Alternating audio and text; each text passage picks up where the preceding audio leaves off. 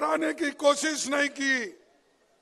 हालांकि बहुत से रास्ते में बीजेपी की गवर्नमेंट थी, बहुत से संघ संगठन थे, आरएसएस का हेडक्वार्टर नागपुर, वहां से भी हम लिखने, लाखों लोग उस जुलूस में शामिल थे, लेकिन किसी ने कोई गड़बड़ नहीं की। आसाम में क्यों हो रहा है? तो ये इसलिए हो रहा है, ये मोदी जी के चेला है।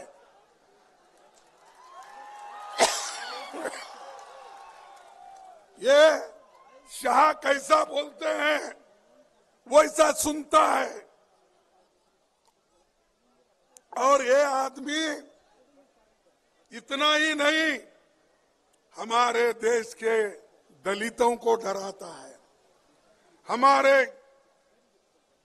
माइनॉरिटी को डराता है, बैकवर्ड क्लास को डराता है, और डरा के वो लोगों को दहशत में रख के आगे के चुनाव के लिए काम कर रहा है।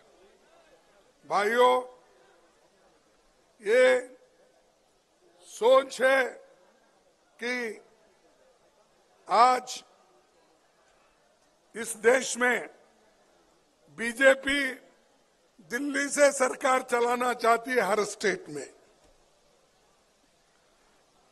हमारा देश तो विविधता में एकता की जगह एक देश, एक देश, एक भाषा, एक लीडर, एक चुनाव, एक विचारधारा को देश पर थोपना चाहते हैं आरएसएस और बीजेपी। और उनका चेला ये है, अगर आप क्या चाहते हैं, इस देश में डेमोक्रेसी हो या ना हो? डेमोक्रेसी होना चाहिए ना, उसको जिंदा रखना चाहिए ना, संविधान को हम जिंदा रखना चाहिए ना। जब हमको जिंदा रखना है, हमको लड़ना होगा। सिर्फ अब जो हमारे अध्यक्ष के नाक से खून निकला, अरे खून जो आज एक हमारे सिपाही का आपने लिया, ये अच्छा नहीं किया आपने। आप अपने आप को ये नीचा दिखा रहे हैं। अगर ऐसा नीचा दिखाते गए तो इस देश में टॉलरेंस कहाँ है? अरे हमारा देश का संविधान ये कहता है, liberty, equality, fraternity and tolerance. जब ये चीज है, यहां तो टॉलरेंस ही नहीं है। हमारे लोग सीधा शांति के साथ प्रोसेशन निकाल रहे हैं, लेकिन ये लोग समझते नहीं। इस देश में पंडित जवाहरलाल नेहरू जी इतने बड़े बड़े कारखाने बनाए, डैम बनाए, और आज तो ये आसाम ये राइस बॉल बन गया है।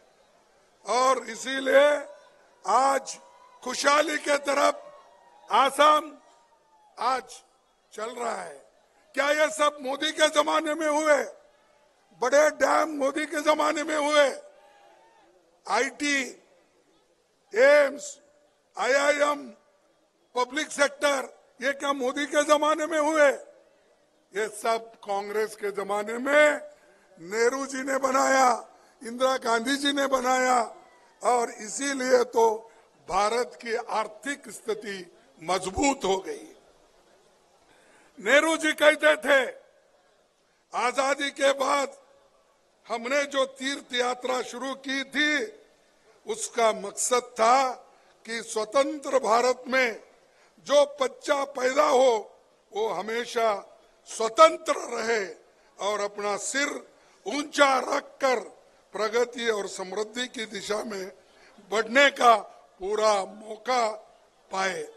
ये विचार जवाहरलाल नेहरू जी का, उसीलिए वो कहते थे आजादी के बाद हमने तीर्थ यात्रा निकाली, इसीलिए निकाली पब्लिक सेक्टर्स बनाने के लिए, डैम बनाने के लिए, एग्रीकल्चर प्रोडक्शन के लिए। ये काम हमने किया। इनकी तीर्थ यात्रा क्या हो रही है?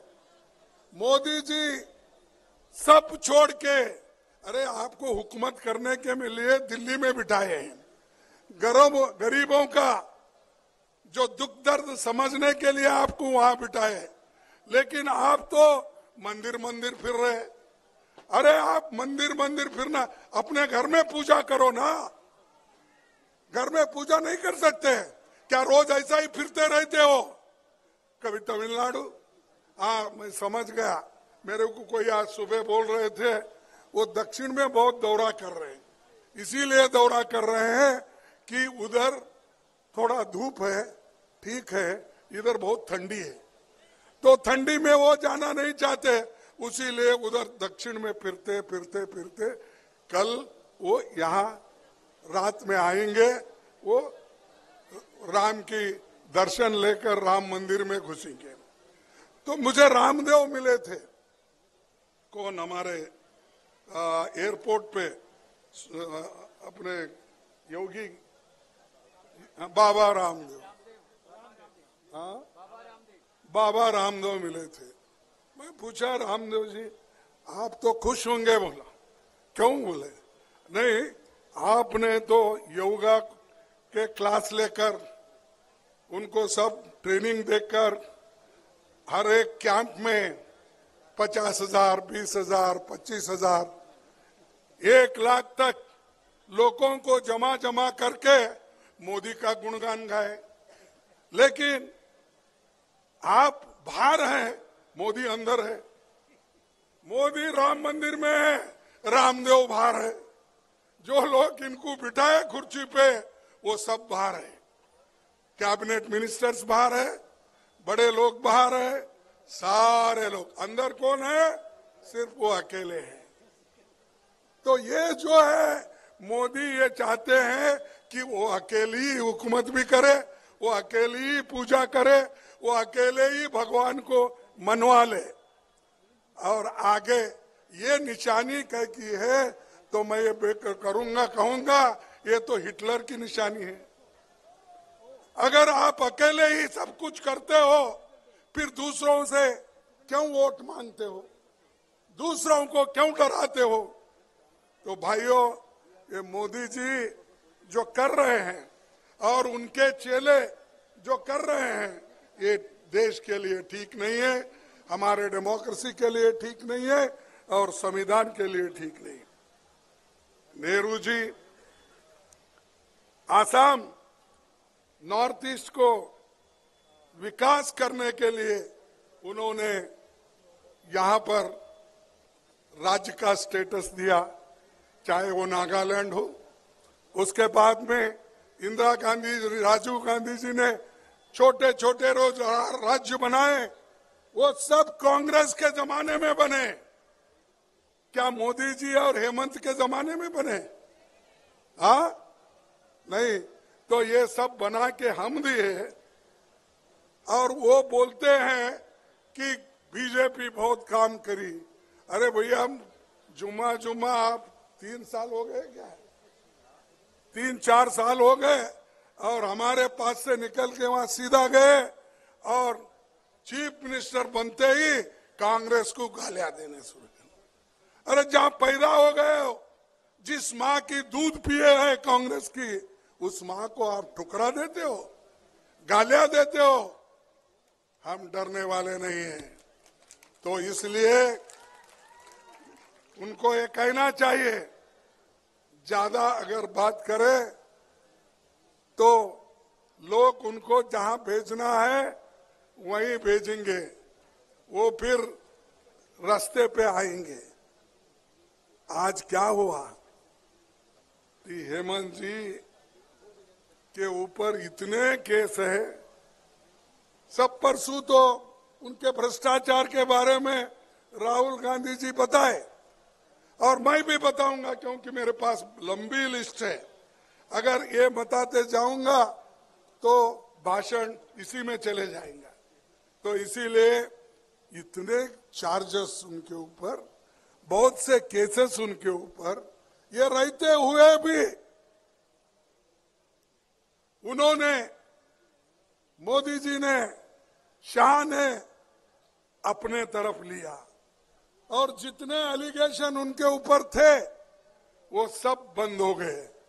अरे जो आदमी करप्ट था आप बोलते थे, उसके खिलाफ भाषण करते थे, लेकिन उसी को आप जब गोद में उठा लिए वो क्लीन हो गया। वॉशिंग मशीन में डाले, जिसको कलंक था वो कलंकित था, उस कलंकित आदमी को वॉशिंग मशीन में डालने के बाद उसको क्लीन हो गया, उनके पास जाके अच्छा हो गया। अब जब तक हमारे पास था उसको गालियां देते रहे। तो ये है बीजेपी की नीति और ये है हेमंत की नीति। इसीलिए आपको होशियार रहना चाहिए। आप लोग इतनी आज ये चली है हवा कि हर जगह भगवान के नाम पे लूट रहे हैं। राम नाम जपना पराय माल अपना।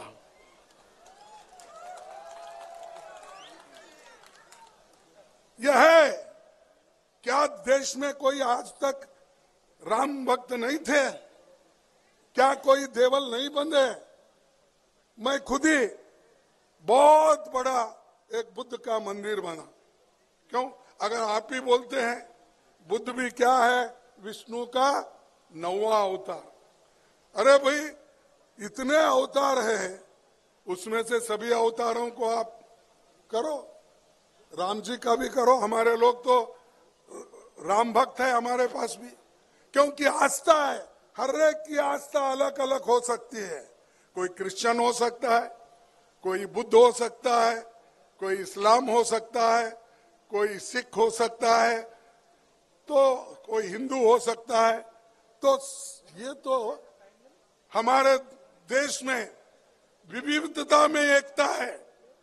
हमारे देश विविधता में एकता है, लेकिन एकता को तोड़ने वाले लोग बीजेपी वाले हैं। हम एक बनाते हैं, हम पूल बनाते हैं।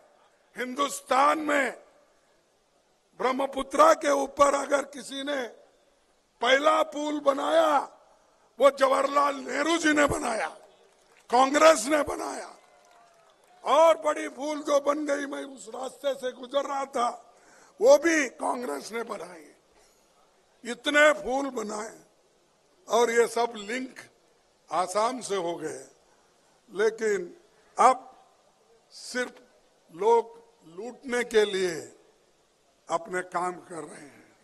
कंपनी भी उनकी, स्टील भी उनका, सीमेंट कहां से है मुझे मालूम नहीं, सैंड भी उनका, सब करके वो लोग आज ये काम कर रहे हैं। भाइयों, आज जो हमारी यात्रा है मणिपुर से शुरू हो गई है, इम्फाल से शुरू हो गई। ये यात्रा नहीं, मैं कहूंगा एक तपस्या है। ये यात्रा नहीं।